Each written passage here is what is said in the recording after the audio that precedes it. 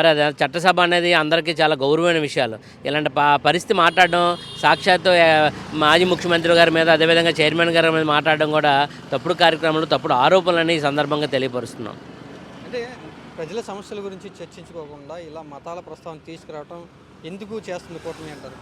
ఈరోజు ప్రజల సమస్యలు చర్చించాలంటే శాసనమండలిలో కానీ, అసెంబ్లీలో కానీ ప్రజలకు ఏవైతే తప్పుడు హామీలు ఇచ్చారో సూపర్ 6 అమలు చేయాలి.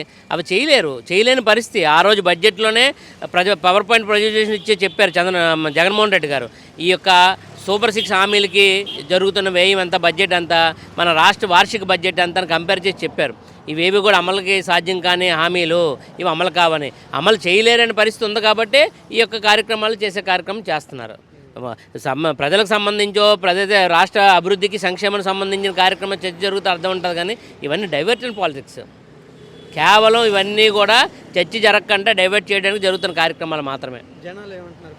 ప్రజలు చాలా ఇబ్బంది పడుతున్నారు, బాధపడుతున్నారు.